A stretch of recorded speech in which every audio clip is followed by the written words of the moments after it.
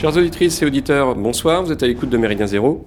Nous sommes vendredi soir, Jean-Louis Romégas à la barre, pour une émission un petit peu particulière puisque nous nous sommes délocalisés aujourd'hui. J'ai repris mon studio volant, nous ne sommes pas dans notre studio habituel, pour rencontrer Christian Arbulot autour d'une thématique qu'il a développée dans un ouvrage très récent sur le nationalisme économique américain.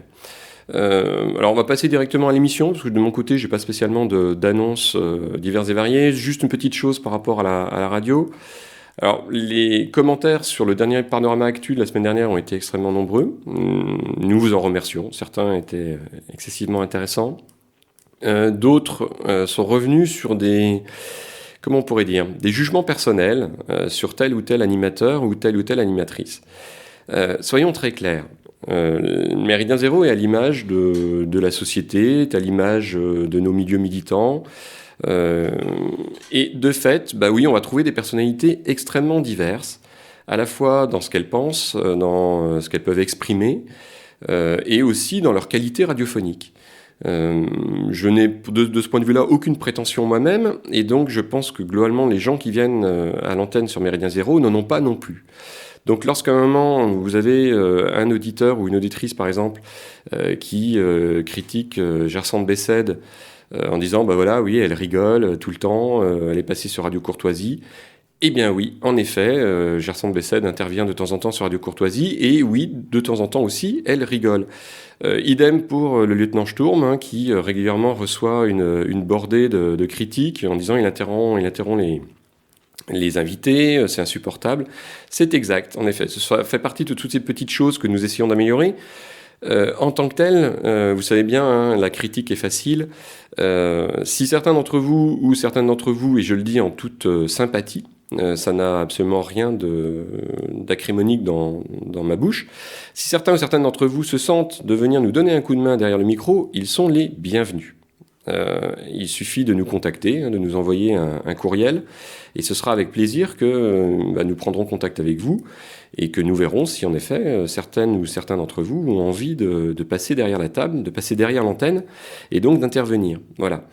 En attendant, si à un moment vous avez des critiques, elles sont évidemment les bienvenues, mais dans la mesure du possible, ce qui serait bien, c'est qu'elles soient évidemment positives. Ça ne veut pas dire forcément du bien de cette radio. Alors là, pour le coup, nous sommes, le camarade Wilsdorf et moi-même en particulier, parce que c'est vrai qu'on constitue un petit peu le noyau moteur en tant que tel de la radio, nous sommes tout à fait, nous sommes empreints d'humilité.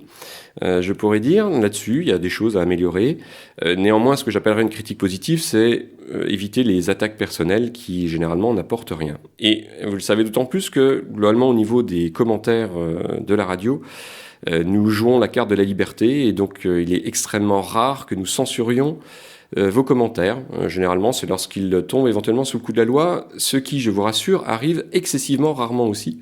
Ce qui montre globalement le niveau de maturité politique, on va dire, et sociale de ceux et celles qui nous écoutent. Voilà. Bref, une fois ce petit laïus posé, nous pouvons donc passer au nationalisme économique américain. Bonjour Christian. Bonjour. Alors, donc nous allons faire ce soir une émission autour d'un ouvrage qui est paru chez un éditeur que je ne connaissais pas. Qui est voilà, VA Édition, dans une collection qui est donc la guerre de l'information, ce qui correspond globalement à votre champ d'intervention. Alors, on ne va pas forcément vous représenter, puisque nous avions fait une émission ensemble où nous avions parlé de vous de façon assez importante. On peut de toute façon dire quand même que tout ce qui concerne la guerre d'information et la guerre économique, c'est globalement votre secteur. Alors, le nationalisme américain, quelle est la genèse du bouquin ? Est-ce que le livre avait été prévu avant l'élection de Donald Trump ou pas ? Non, la genèse du bouquin, en fait, elle s'est faite à partir d'un exercice qu'on a réalisé en décembre dernier avec la promo 20 de l'EGE. Donc les 60 étudiants ont participé à ce travail. On a divisé l'exercice en 10 thèmes. Et l'objectif, c'était d'essayer de cerner cette expression qui peut apparaître complètement comme paradoxale, parce que nationalisme économique américain dans un pays qui est le miroir du libéralisme, il y a quelque chose qui est parfois un peu incompréhensible en fait.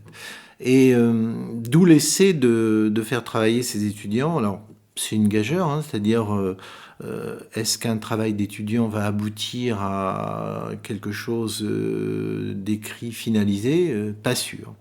Et en fait, ça s'est très bien passé.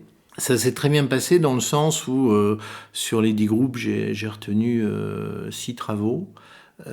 Et à partir de ces 6 travaux, j'ai commencé à construire l'ouvrage que vous avez sous les yeux, avec un objectif. C'est-à-dire que pour moi, le coup était réussi si on faisait ressortir justement l'embryon d'une grille de lecture. Un des problèmes qu'on a aujourd'hui, je crois qu'il faut qu'on en soit très conscient, c'est que le récit du monde, c'est un monde qu'il écrit chaque jour, c'est le monde anglo-saxon. Les autres puissances qui pourraient avoir leur propre récit, qui l'ont d'ailleurs dans leur langue, que ce soit la Chine, la Russie, l'Inde ou d'autres, n'ont pas, pour des raisons diverses et variées, réussi à créer finalement un contre-récit. Même la Russie, qui développe pourtant des moyens énormes, n'y arrive pas. Donc mon but, c'est avec d'autres, c'est de se dire aujourd'hui, on ne peut pas continuer à dépendre d'un seul récit. Et la démarche de cet ouvrage, c'est de dire, voilà, ça fait des dizaines d'années qu'on nous parle de l'économie, de marché, du libéralisme, et qu'on fait l'impasse sur, dans l'histoire d'un pays comme les États-Unis, ce cheminement, puisqu'il s'agit bien d'un cheminement, à savoir que le nationalisme économique américain, c'est pas du tout un mythe, c'est pas du tout un mirage, c'est une réalité. Et quelle est cette réalité et comment on la voit évoluer dans le temps? Donc le but de l'ouvrage, c'est un peu d'entrer dans ce segment-là de la connaissance, de commencer à poser quelques petites balises pour amener ensuite d'autres types de réflexions, bien sûr. C'est un produit d'appel, en fait. Alors, en effet, ce qui est intéressant dans l'ouvrage, c'est entre autres une partie historique. Parce que c'est vrai que la vision qu'on en a, et qui d'ailleurs est développée dans l'enseignement depuis maintenant plusieurs années, c'est de dire, voilà, le monde maintenant est multipolaire, on a des puissances émergentes, les États-Unis ne sont plus qu'une puissance parmi ces puissances émergentes, qui sont en capacité de leur tenir la dragée haute. Et globalement, ce qu'on voit, c'est premièrement, comme vous le dites en effet, qu'on n'est pas exactement quand même sur ce schéma-là. Et puis surtout que ce nationalisme américain, il existe depuis des dizaines d'années. Alors il a pu prendre des formes diverses. C'est vrai qu'avec Donald Trump, il apparaît peut-être plus au grand jour. En tout cas, il est formulé d'une façon qui n'était pas utilisée par le passé. Mais ce nationalisme, il existe. Est-ce qu'on peut faire en gros un historique depuis la Seconde Guerre mondiale? On va peut-être pas remonter à avant, quoique. Mais sur, en gros, les 60 dernières années, quelles ont été les grandes lignes de force de ce nationalisme américain économique? Qu'est-ce qu'il pouvait prendre comme figure? Alors je vais quand même faire, avant de répondre à la question, un petit rappel, non pas un rappel historique, mais pour celles ou ceux qui ont la chance d'avoir accès à Canal+, à la demande, il y a une série qui s'appelle Taboo, T-A-B-O-O, et c'est une fiction qui est intéressante parce qu'elle montre, fin du 18e, début 19e, la réalité de la Compagnie des Indes britanniques qui dirige le monde. Et en face, il y a le jeune État américain. Et dans la série, on voit bien la confrontation entre cette compagnie, qui n'est pas toujours en accord avec le pouvoir royal d'ailleurs, britannique, et le jeune État américain. Et là, on est déjà dans des rapports de force économiques qui sont très bien transcrits, parce que dans la fiction, c'est facile, quoi. C'est beaucoup plus facile de comprendre ce qui se passe. Donc je ferme la parenthèse. Et juste un petit élément, c'est que en fait, on fait partir ce bouquin du début de l'histoire des États-Unis, parce qu'en fait, il est intéressant de rappeler que les États-Unis, pour exister, ils ont dû se protéger. Et qu'il y avait des courants contradictoires dans l'histoire de ce pays entre ceux qui voulaient faire avant tout du commerce, donc qui étaient très ouverts vers l'extérieur, et ceux qui voulaient développer de l'activité sur place, je simplifie au maximum. Et déjà, ces gens-là n'étaient pas dans la même vision du développement de ce pays.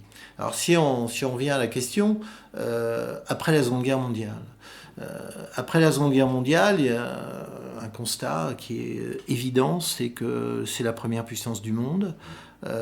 C'est qu'elle a eu une industrie archidopée par les besoins de cette Seconde Guerre mondiale, et pas simplement dans le domaine des produits militaires ou des équipements, tout ce qui va autour. Et qui va avoir un gros souci, c'est de garder cette dynamique le plus longtemps possible.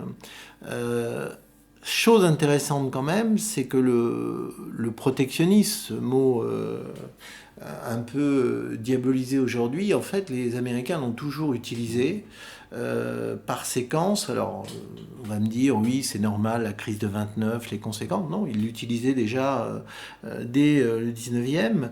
Et il ne va pas disparaître au lendemain de la Seconde Guerre mondiale. Il va effectivement être abandonné dans les années 50-60, enfin disons, quand je dis abandonné, entendons-nous bien, au niveau de la manière dont les États-Unis vont s'ouvrir sur le monde. Ils ne vont pas tout à fait l'abandonner, puisqu'on va voir très vite apparaître dans les années 50 un protectionnisme moderne, avec le Small Business Act pour protéger un certain marché intérieur lié à l'activité non pas des multinationales, mais des petites entreprises ou moyennes entreprises. Et on va voir aussi, surtout, apparaître les clés de la puissance économique américaine. C'est-à-dire que le problème, c'est que quand on débat aujourd'hui sur faut-il être libéral ou faut-il revenir à un modèle plus protégé, on parle jamais en fait de la puissance. Et c'est ça le problème, parce que si on veut comprendre la dynamique de l'économie américaine après la Seconde Guerre mondiale, il faut d'abord et avant tout parler de la puissance. Et la puissance, c'est quoi ? C'est la mainmise sur l'énergie pétrolière, c'est la force du dollar qu'on impose comme monnaie qui gère en fait tous les aspects financiers du commerce mondial. C'est bien entendu une capacité de répondre aux besoins de reconstruction de l'Europe et de l'Asie. Donc c'est des débouchés très importants. C'est la création d'activités où à l'époque les Américains sont presque seuls. Les premières lignes aériennes dignes de ce nom intercontinental, c'est l'aviation américaine, etc. Donc il y a une assise financière, une assise industrielle, et aussi, bien entendu, il y a tous les accords qui vont être passés avec des pays ou avec des groupes de pays pour imposer une certaine forme de domination commerciale. Donc la force du nationalisme économique américain, c'est de ne surtout pas s'appeler nationalisme, justement. C'est-à-dire que le fameux récit auquel je faisais allusion tout à l'heure, c'est qu'il se construit là. Il se construit dans le sens où le plan Marshall, c'est « je vous aide à sortir de la guerre ». Non, le plan Marshall, c'est pas une gentille démarche caritative américaine, c'est je vous aide, mais en contrepartie, vous me donnez quoi ? Ça, c'est important. Ensuite, il y a bien entendu un élément qui va très solidement conforter la légitimité du récit, c'est que les États-Unis se heurtent à l'ennemi, qui est le bloc soviétique, ou le bloc communiste, le bloc socialiste, peu importe la manière dont on l'appelle. Et donc, ça veut dire que la prédominance économique des États-Unis, elle est bien entendu masquée par cette priorité-là. Ce qui veut dire que la puissance économique des États-Unis, qu'on aurait pu analyser sous cet angle-là, en fait, ça devient un non-sujet. Ça devient un non-sujet parce qu'il y a d'autres préoccupations, ou du moins présentées comme telles. Et le récit de l'après-guerre, c'est d'abord la lutte entre les blocs, c'est la solidarité interne à chaque bloc. Donc ça veut dire que dans le bloc occidental, on ne va pas le démanteler, on ne va pas l'affaiblir. Donc on a là un jeu d'acteurs qui fait que les grandes institutions académiques, commencer par, en France, la Fondation nationale des sciences politiques, et les autres, vont, se mettre en symbiose dans un discours commun sur le thème, il y a d'un côté l'économie de la liberté, c'est le monde occidental, et en face, il y a bien entendu l'antithèse. Oui, je me permets de vous interrompre. Est-ce que l'exception, justement, à cette neutralisation, en quelque sorte, d'un discours critique, est-ce que c'est pas De Gaulle, malgré tout? Alors évidemment, ce qui va très vite se produire, c'est que tout ça ne se passe pas simplement. On voit bien, on parlait du pétrole quelques secondes, mais on peut masquer les choses, mais c'est parfois très compliqué de les masquer. C'est-à-dire que le premier gros affrontement, c'est entre Grande-Bretagne et États-Unis sur les enjeux pétroliers, même s'il se fait à fleur et moucheté, même s'il se fait dans le cadre que je viens de décrire, il n'empêche que ce sont des intérêts fondamentalement divergents. Il y en a d'autres. Il y en a d'autres, et la grande force du récit américain, parce que je reviens à ce mot-là, je crois qu'il ne faut pas le perdre de vue, c'est de masquer tout ça. C'est-à-dire que ça existe sans exister. À chaque fois, quand les Américains mettent la main sur le pétrole iranien, c'est quand même pour lutter contre le risque de contamination soviétique dans la zone. Bon. Et ainsi de suite. Donc, l'homme qui va déranger ce récit, c'est De Gaulle, justement. Et il le dérange à sa manière, c'est-à-dire que le jeu de De Gaulle n'est pas simple, hein, c'est-à-dire il ne peut pas être en frontal immédiatement, parce qu'il a besoin aussi des États-Unis. Mais il le dérange quand même sur la question de ce qui risque de déstabiliser l'économie mondiale. Et c'est là où il va parler du problème du dollar. C'est là où il va partir en guerre contre l'endettement américain et la fausse valeur de cette monnaie. C'est là où ce combat frontal, bien entendu, va l'amener à se retrouver tout seul, en fait, face aux États-Unis et à perdre. Mais c'est vrai que c'est le premier, seul, à remettre en cause le récit en question. Ailleurs, il n'y a pas d'ailleurs. C'est-à-dire qu'il faut bien quand même prendre en compte une chose, c'est que aucun gouvernement occidental ne se heurtera réellement aux États-Unis. Et dans le monde académique, c'est à peu près la même chose. C'est-à-dire que dans le monde académique, moi, ce qui m'étonne le plus, c'est que dans les représentants du bloc d'en face, c'est-à-dire dans le camp marxiste présent en Occident, je suis assez étonné de voir la pauvreté de la production du camp marxiste occidental. Alors certes, ils dénoncent l'impérialisme américain, etc., mais ils n'ont pas la subtilité, je ne sais pas quel est le terme utilisé pour dire, mais voilà, dans le camp occidental, il y a des contradictions majeures, il y a des intérêts totalement divergents, il y a des affrontements entre puissances sur la question économique dans tel domaine, et ils n'ont pas cherché à rentrer dans ces contradictions. Parce qu'il y a une espèce de discours, le capitalisme c'est le mal, donc l'impérialisme qui en découle est aussi le mal, et on s'arrête à ça, on oublie la pauvre tentative de l'entre-deux-guerres de Boukharine qui va dire attention, l'affrontement entre capitalisme d'État peut aboutir à des catastrophes. Tout ça, finalement, n'est pas pris en compte.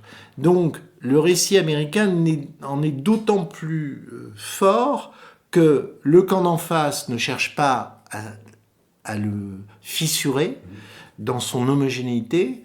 Et à part De Gaulle, bien entendu, les pays qui subissent tous les non-respects de la libre concurrence, en fait, tous les non-respects du discours autour du doux commerce, etc., se taisent. Donc on est dans quelque chose de très particulier, et le plus stupéfiant dans l'histoire, c'est que on pourrait se dire quand même dans le monde académique, quelques individus qui aient le courage de se lancer dans des contre-récits. Eh bien, il faut creuser très profond pour chercher ces gens-là. Moi,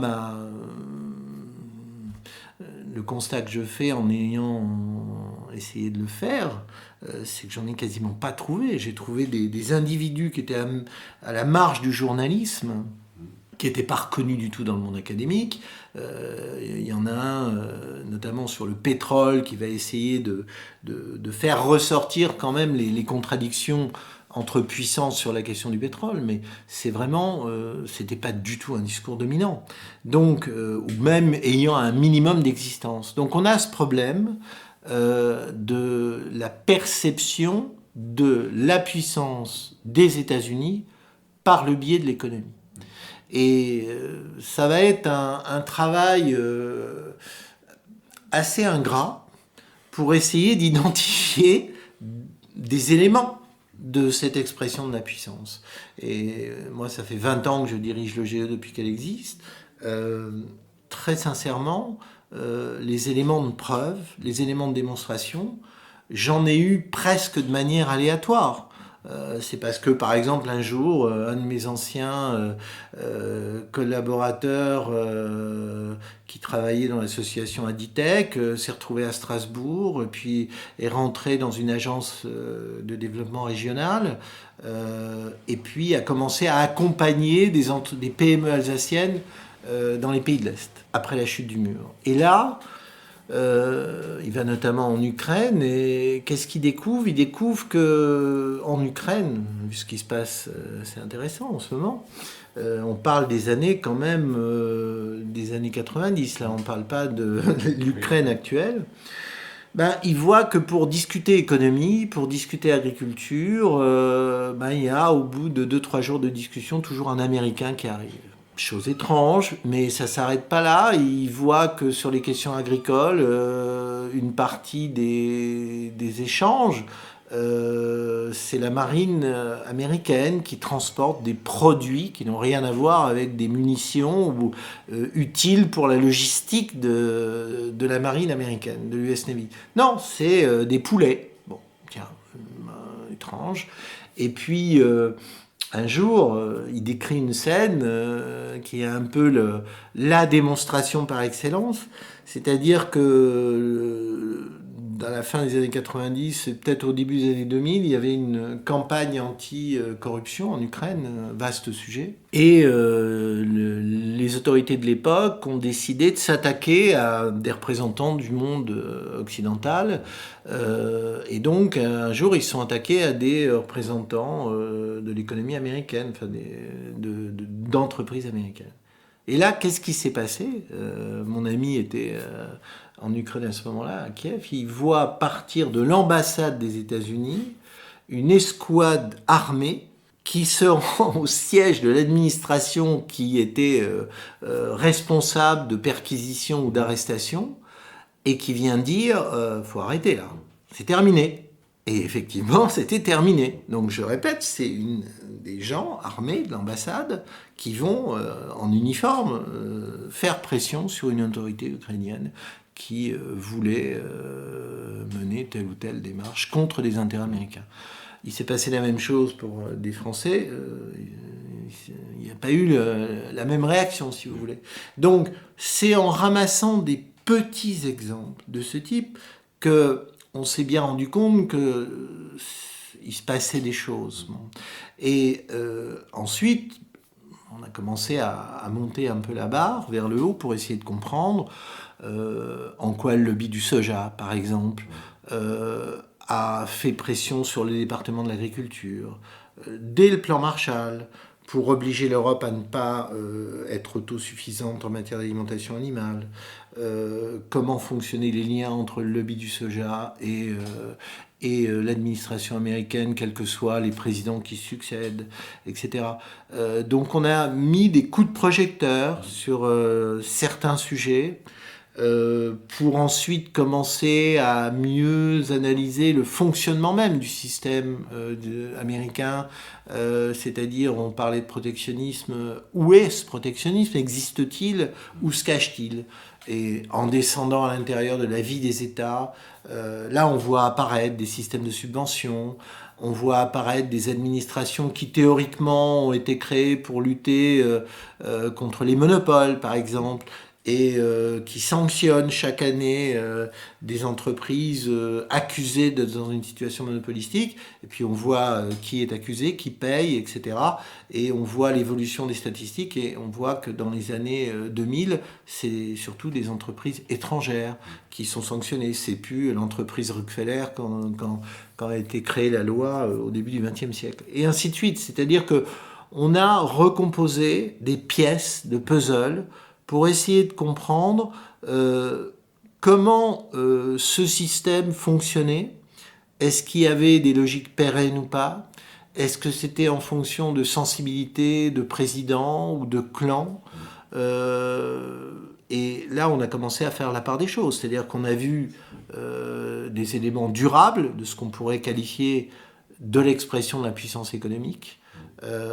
C'est le cas du pétrole, personne ne peut nier cet élément durable, les liens très forts entre la géopolitique des États-Unis dans telle région du monde et les intérêts pétroliers, mais c'est pas que le cas du pétrole, c'est-à-dire qu'on a vu ça aussi après la chute du mur dans tout ce qui concerne le complexe militaro-industriel, puisque les commandes militaires américaines se sont réduites, donc il fallait compenser ça par des exportations, et aller chercher les contrats là où on n'allait pas forcément le faire auparavant. C'est arrivé aussi par le biais de l'industrie agroalimentaire, c'est arrivé aussi par le biais, bien entendu, de l'industrie informatique et de toute l'ouverture sur les nouvelles technologies. Et quand on travaille sur ce sujet, on a mené un séminaire de recherche il y a quelques mois à l'EGE, et un des profs de classe prépa que nous envoyait Pascal Gauchon de l'Art du Conflit, c'était de nous démontrer que les États-Unis, contrairement à d'autres empires, essayaient de ne pas perdre de position, même dans des anciens secteurs industriels. Alors vous allez me dire, dans le textile, c'est pas possible. Alors, effectivement, il y en a qui ont obligatoirement laissé s'affaiblir, mais il y en a d'autres, au contraire, ils ont essayé de garder leur position, voire de les agrandir, dans le domaine agricole, dans le domaine agroalimentaire, etc. Et là, on voit justement un pays qui bouge avec des forces. Ces forces, théoriquement, lorsqu'on les voit à l'œuvre à travers des films, des séries, on pense à l'individualisme forcené, mais en fait, non. On a des logiques plus pérennes, avec des volontés de ne pas forcément travailler isolément, entreprise contre entreprise. C'est vrai que c'est arrivé à certains moments dans l'histoire américaine, quand le monde extérieur était tellement épuisé ou détruit que la concurrence s'exerçait d'abord sur le continent nord-américain, et que des mauvaises habitudes ont été prises à ce moment-là, puisqu'on ne voyait plus le monde extérieur. Notamment, ça, c'est la fin des années 50, début des années 60.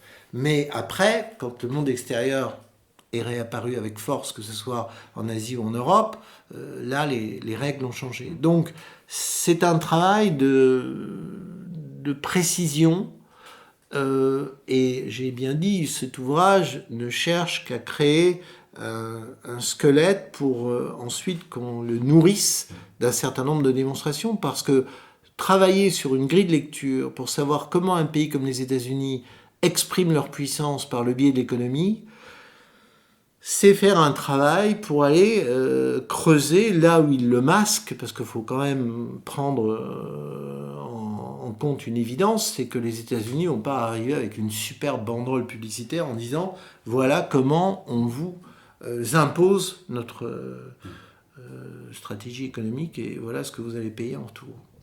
Alors, c'est vrai que vous avez pointé un certain nombre de choses qui en effet sont intéressantes. Je pense que moi, ce qui me stupéfait toujours, c'est quand même le décalage entre la perception qu'on a des États-Unis et des points de connaissance qu'on a et le décalage donc qu'il peut y avoir. Je vais prendre un exemple très concret.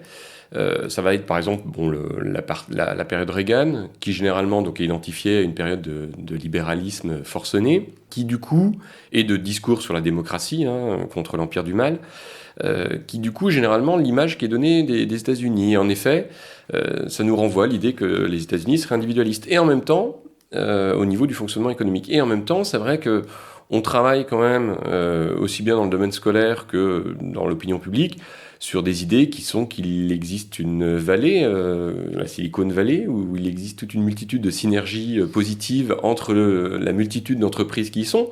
Et c'est d'autant plus vrai qu'on a quand même un certain nombre d'entrepreneurs français qui vont s'y installer. C'est donc bien qu'en effet, là, il y a des choses qui se passent.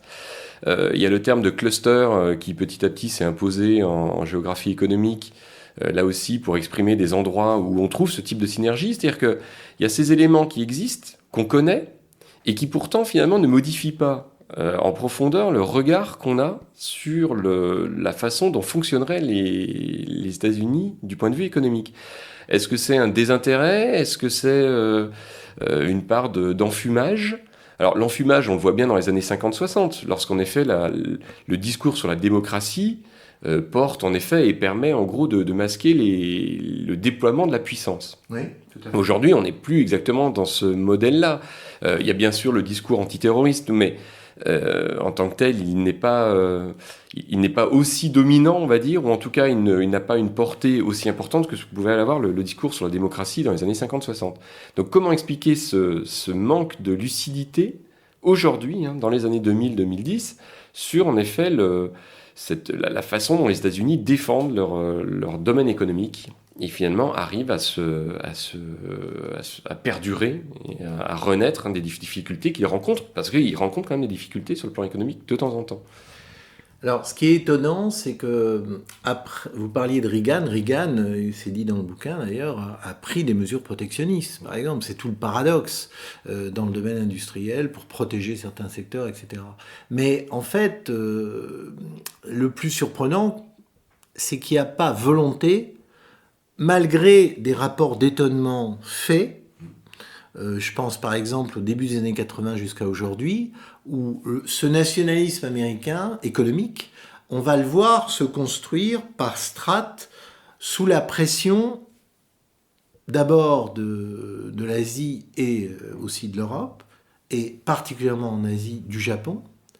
Et le Japon, moi je me souviens que dans les années 80, il y a quand même des fonctionnaires français qui sont allés aux États-Unis et qui notaient bien que certains secteurs dans l'économie américaine commençaient à vivre très très mal la pénétration économique du Japon, pas simplement aux États-Unis, mais dans le monde occidental. Bon. Ces rapports sont montés, on en a vu, etc. Mais pour autant, ça n'a pas donné lieu à des changements d'intitulé de cours ou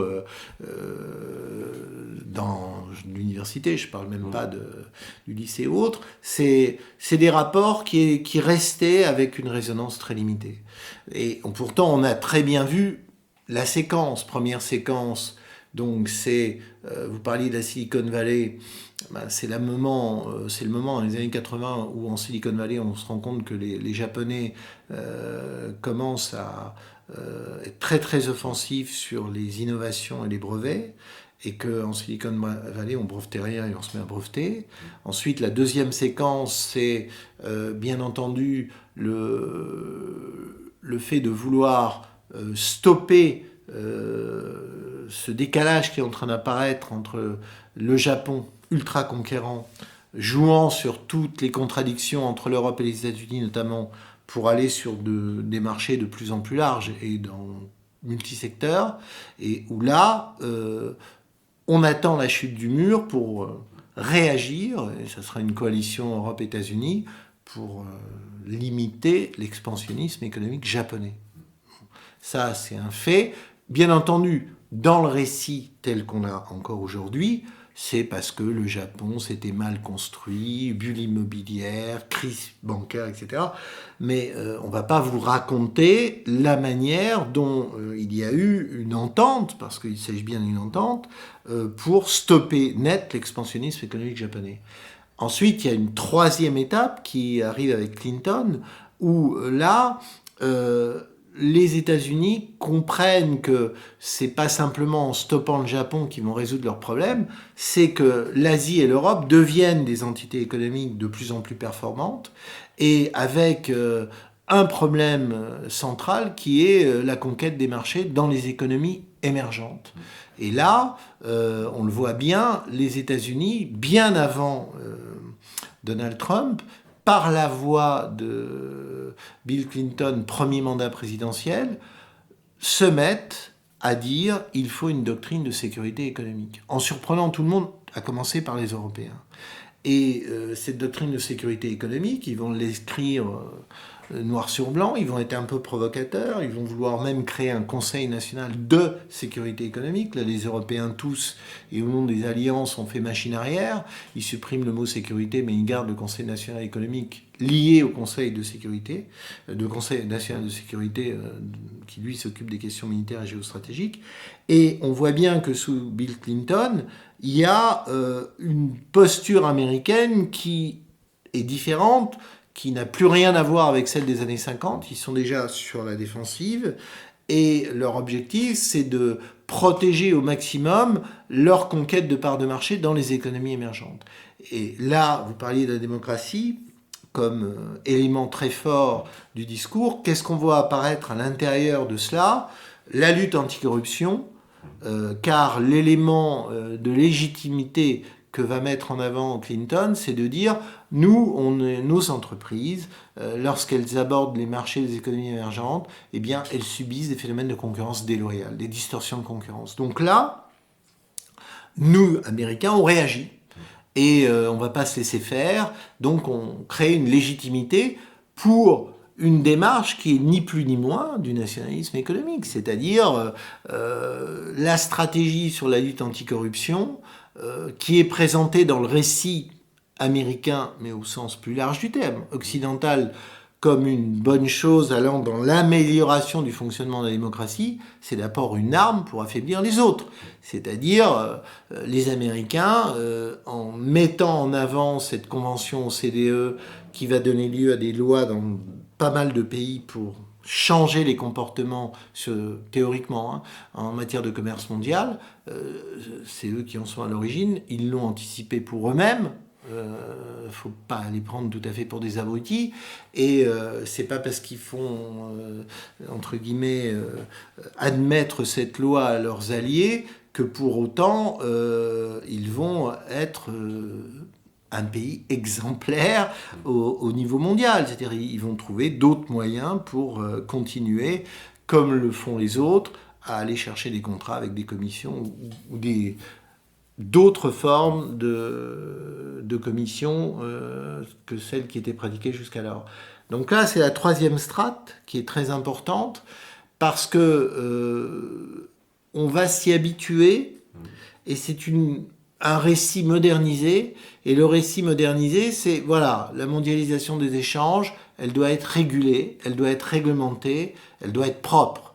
Donc, l'anticorruption devient un des éléments très importants. Et puis, à côté de l'anticorruption, on va voir apparaître d'autres concepts. Et hier soir, dans le séminaire Puissance 21, où il y avait Yann Giron, on a vu apparaître justement la manière dont un discours humaniste commençait à devenir une force d'appoint, dans le sens où on va dire c'est mal d'exploiter tel fonds marin, etc.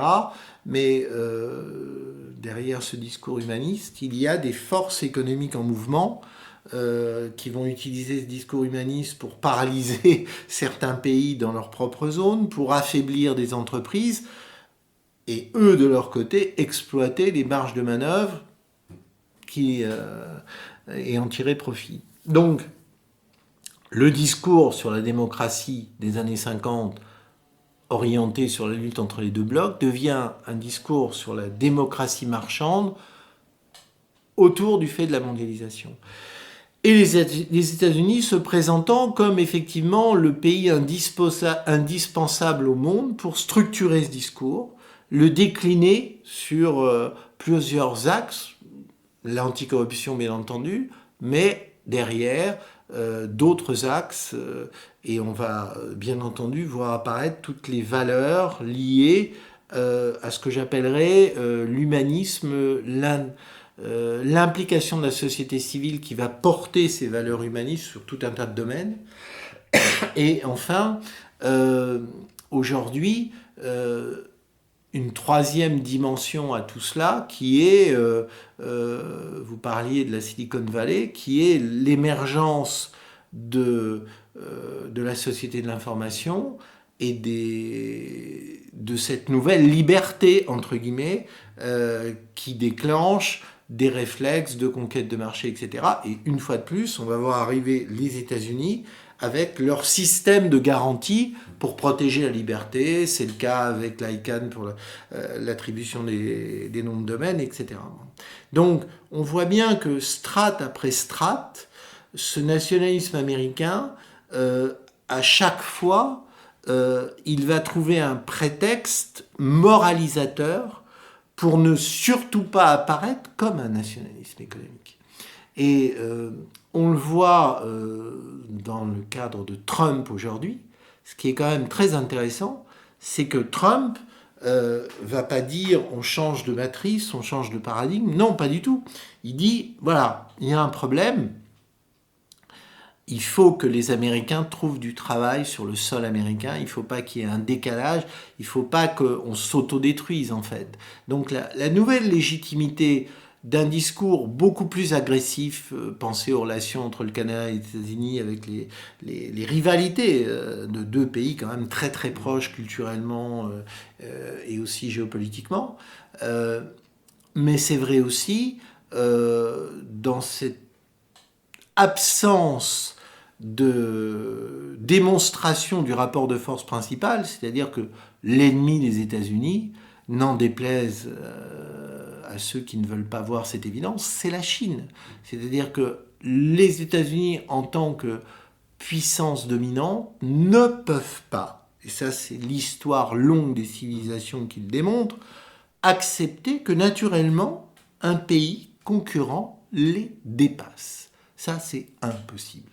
C'est impossible, et le problème actuel des États-Unis, c'est justement comment éviter de se faire dépasser par la Chine à tous les niveaux. Bien entendu, cette question-là, elle n'est jamais présentée comme ça, au premier degré, dans les médias, et encore moins, malheureusement, dans les milieux académiques qui pourraient quand même se donner un peu de mal pour travailler sur une telle évidence. C'est-à-dire que la contradiction principale, elle est là pour les États-Unis. Ne pas se faire dépasser par la Chine. Et tout le reste en découle. C'est-à-dire que quand on relit en France, et je pense qu'il faudra le répéter 1000 fois pour que enfin le son perce les tympans de certaines personnes, mais que ce soit l'affaire Alcatel ou l'affaire Alstom, on a perdu la maîtrise de ces entreprises en France, tout simplement parce que des directions générales d'entreprises, que ce soit d'Alcatel ou d'Alstom, ont voulu aller sur le terrain chinois, ont voulu passer des accords, des transferts de technologie, etc., qui touchaient des secteurs stratégiques, et que pour les États-Unis, c'était inacceptable. D'abord parce que les États-Unis, et il faut encore le répéter 1000 fois, n'ont aucune confiance dans les Français pour limiter leur transfert de technologie. Et deuxièmement, parce que il était hors de question pour les États-Unis d'accélérer déjà ce qui est un accélérateur assez extraordinaire, c'est-à-dire la vitesse de progression de l'économie chinoise depuis la fin de la bande des quatre. Donc, on a là une démonstration sous les yeux avec des cas d'école, parce que quand les États-Unis veulent bloquer une entreprise qui ne respecte pas, entre guillemets, leur volonté, bien entendu, ils ne vont pas protester sur un plan diplomatique, ils ne vont pas prendre des mesures de rétorsion au premier degré, frontalement. Non, ils vont aller chercher les failles en matière de loi anticorruption, ils vont aller chercher des cibles bien précises chez Alcatel puis chez Alstom, où il y a eu, de manière avérée, des problèmes de commissionnement litigieux et impliquant une poursuite judiciaire. Et ensuite, ça ils le font avec leur appareil de renseignement public ou privé, et ensuite ils activent le département de la justice qui sanctionne les entreprises. Et l'entreprise Alcatel se fait racheter par son concurrent américain, et l'entreprise Alstom se fait racheter une partie non négligeable de son activité par General Electric. Donc ça, on le sait. Le problème, quand je reviens au mot grille de lecture, c'est que ce n'est pas des anecdotes. C'est-à-dire que la réalité de l'expression de la puissance économique américaine, mais ça devrait être enseigné au même titre que la réalité de la puissance économique chinoise ou japonaise ou allemande, etc. Mais parler de ça aujourd'hui, c'est ne plus être dans le récit. C'est un contre-récit. Oui, on en est très loin, parce que globalement, on reste sur des choses très en surface. Je pense aussi parce qu'il y a quand même un relatif désintérêt. Ça a déjà été dit 1000 fois, et puis on en a déjà parlé à cette antenne. C'est vrai qu'il y a globalement quand même un désintérêt, voulu ou pas, de la population française par rapport aux questions économiques. Et là, en l'occurrence, on est en plein dedans. Et donc, en effet, ce qui apparaît, les anecdotes ne vont pas être reliées. On aurait pu rajouter aux deux anecdotes que vous avez évoquées, Christian, c'est par exemple les poursuites judiciaires contre la Société Générale, je crois. Non, le Crédit Lyonnais, pour les... La BNP aussi. Et la BNP, voilà, par rapport aux transactions qu'ils avaient pu faire avec l'Iran. De toute façon, oui, les États-Unis utilisent toujours la justice pour taper là où ça fait mal. Mais simplement, c'est vrai que c'est des points qui ne sont pas reliés les uns aux autres. Et surtout, je trouve là où ce qui est très grave, c'est pour le coup de voir la façon dont les décisions de Donald Trump, ou en tout cas le discours de Donald Trump a été analysé, puisque ça, vous le rappelez très bien dans le livre, généralement ça a été plutôt vu comme une volonté de retrouver la souveraineté, par une fermeture, ce que ce n'est absolument pas. On n'est pas du tout sur ce schéma-là. C'est tout le problème, c'est-à-dire que on présente le discours de Donald Trump comme un discours ringard, dépassé, effectivement centré sur la souveraineté. Le problème n'est pas là. Le problème, il est sur comment ne pas perdre l'acquis de puissance et la dynamique de puissance sur le plan économique en particulier. C'est tout à fait différent. Et c'est là où il y a un vrai problème pour ce qui concerne un pays comme la France. Vous l'avez dit, ça n'intéresse pas les gens. Ça n'intéresse pas les gens. Tant que les gens ont quelque chose dans leur assiette, ça suffit. Il y a un confort ménager et autres. Donc, n'intéressant pas les gens, c'est tellement facile après de se limiter au récit dominant. Et arriver sur des logiques de contre-récit, c'est le défi qui nous attend en fait. C'est-à-dire que si on continue à ne pas s'intéresser à ces questions-là, ce qui est le cas, je vous renvoie au débat de la campagne présidentielle qui est une illustration parfaite de ce que je suis en train de dire, malheureusement, et on va avoir de plus en plus de difficultés à essayer même de lire dans le jeu intra-européen de nos pays partenaires. C'est-à-dire qu'une de mes priorités aujourd'hui, pour ce qui concerne les travaux de l'école de guerre économique, c'est de bien comprendre ce qui se passe à l'intérieur de l'Europe. C'est notamment de bien comprendre ce qui se passe dans les relations entre l'Allemagne et la France. Et si on n'a pas une vision lucide et réaliste qui passe obligatoirement par une grille de lecture sur la renaissance de la puissance allemande et la décrépitude de la puissance française, je parle sur un plan économique, on va passer à côté de beaucoup de choses. Et vous avez bien compris, c'est que pour reconquérir du terrain, c'est pas simplement de l'activité industrielle, c'est une approche globale. C'est-à-dire que, là je lisais encore dans la presse hier, M. Macron va avoir du mal à convaincre Mme Merkel, etc. Mais c'est pas un problème de négociation partielle, c'est une approche globale. Et l'approche globale, elle commence par le point 1, qui est le bilan de la Seconde Guerre mondiale. Donc ce point 1-là, il est, je dirais, l'épargne géostratégique française. C'est pas que la mémoire sur la Shoah, c'est le bilan de la Seconde Guerre mondiale. Et je suis désolé, mais ce bilan, il est toujours dans la mémoire opérationnelle de la construction européenne. il n'est pas à mettre aux pertes et profits de l'histoire. Et c'est là où il ne faut pas se tromper. C'est-à-dire, pourquoi je cite cet exemple ? Tout simplement parce que dans nos relations avec l'Allemagne, si on veut vraiment continuer à essayer de construire l'Europe, l'Allemagne, pour avoir des relations cohérentes, c'est savoir lire dans ces jeux de dérogation par rapport à l'objectif de construction de l'Europe, c'est-à-dire le jeu dérogatoire par rapport à la Russie dans ses accords bilatéraux, le jeu dérogatoire par rapport à tout un tas de pays du monde. Qu'est-ce que ça veut dire la reconstruction de la puissance allemande sur le plan économique ? Qu'est-ce que ça veut dire ? Comment analyser ça ? Et comment ça peut se traduire ensuite sur un plan géopolitique ? Bon. Tant qu'on n'abordera pas la question de l'Allemagne sous cet angle, on en sera dans des pratiques de petits télégraphistes, avec des aspects segmentés. Et bien entendu, on sera en position de faiblesse totale. Il est évident que l'économie allemande est beaucoup plus forte que l'économie française, et ça s'explique pour des raisons assez précises. Quand on est dans un rapport de force défavorable, il faut le compenser sur d'autres terrains. Et le problème français, c'est qu'on ne cherche pas, malheureusement, à le compenser sur d'autres terrains. On va peut-être essayer de tirer la veste allemande sur les contributions à l'effort militaire dans je ne sais quel combat, d'accord ? Avec une réussite,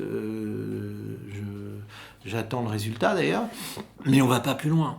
Alors que si vraiment on veut construire l'Europe, si on est sérieux sur un tel enjeu aussi compliqué, il faut être absolument sans concession. Et ça sera un jeu de rapport de force. Oui, mais cette illusion, en fait, cette relative démission, on peut la faire remonter à qui ? A priori, on la fait remonter à la chute du mur quand même, parce que les relations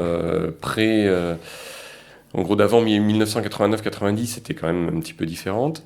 Est-ce que, en gros, on peut considérer que François Mitterrand, sur la fin de son septennat, à un moment où il était quand même malade, etc., est-ce qu'il a mal géré ? Est-ce que c'est ses successeurs, je pense en particulier à Jacques Chirac, qui en effet n'ont pas eu la volonté ou la dimension nécessaire pour saisir ce genre de choses ? Je crains que ça remonte malheureusement avant. C'est-à-dire que quand le général de Gaulle a voulu sceller un accord stratégique avec l'Allemagne à l'époque d'Adenauer, il y a eu un accord de ce type et les Allemands ne l'ont pas respecté. Et le général de Gaulle a accepté qu'il ne le respecte pas. C'est-à-dire le premier acte de faiblesse à l'égard de l'Allemagne, c'est là. Et on voit bien là tout le problème de la faiblesse de la France à la sortie de la Seconde Guerre mondiale. C'est-à-dire que je pense que les Français, hélas, se sont bercés de beaucoup d'illusions en croyant être le 4e pays victorieux de la guerre. Non, on a été un pays vaincu. On a réussi à réapparaître dans les coulisses des trois puissances qui menaient vraiment le combat avec les moyens militaires et financiers qui étaient au niveau de l'enjeu. Alors certes, il y a eu plusieurs centaines de milliers de Français qui se sont battus à la fin de la guerre, et il y a eu des pertes conséquentes liées à ça, c'est vrai, mais pour autant, la France était d'abord un pays vaincu. Et le problème, il est là, c'est-à-dire que De Gaulle a réussi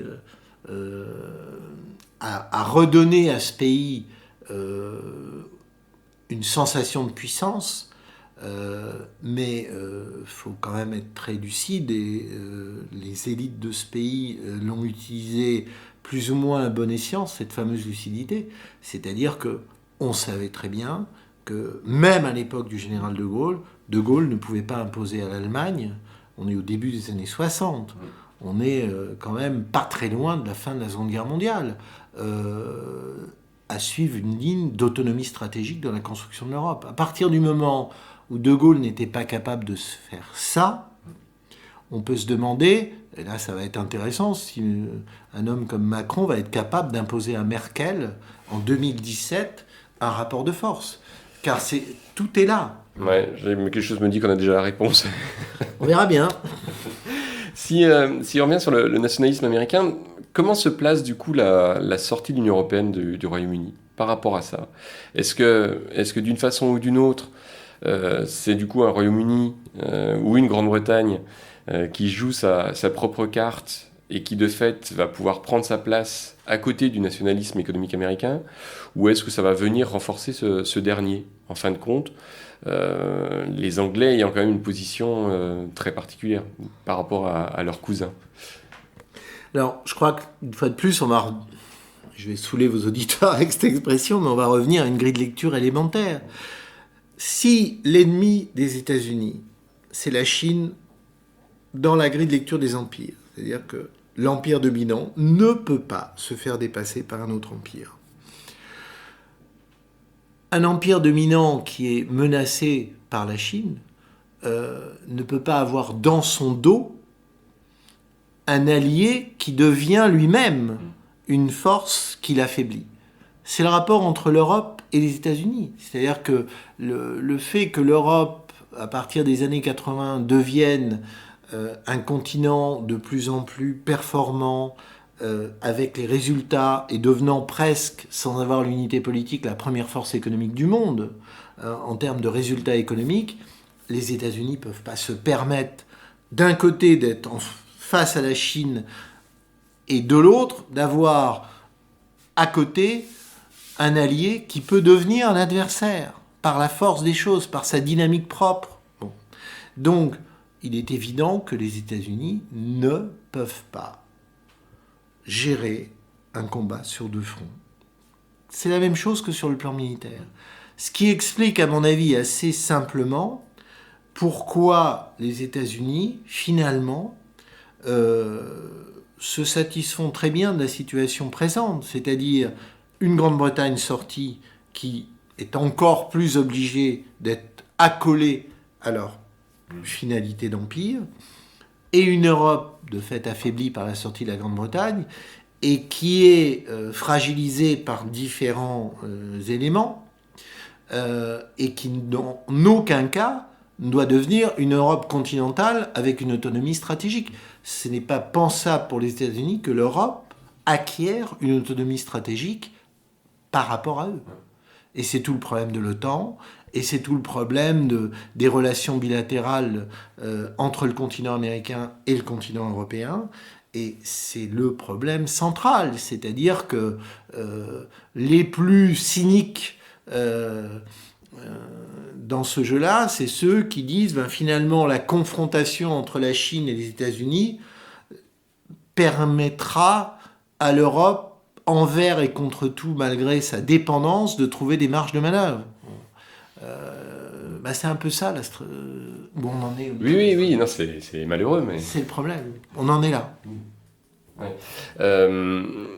Peut-être aussi, là vous en parliez avec l'OTAN, donc je rebondis sur tes questions, peut-être aussi que le manque de lecture et de justesse dans l'analyse, justement, des commentateurs, qu'ils soient journalistes ou autres, vient peut-être aussi du fait que les États-Unis arrivent, et l'administration Trump est dans ce cas de figure-là, et en capacité d'envoyer quand même des messages qui, en apparence, semblent totalement contradictoires.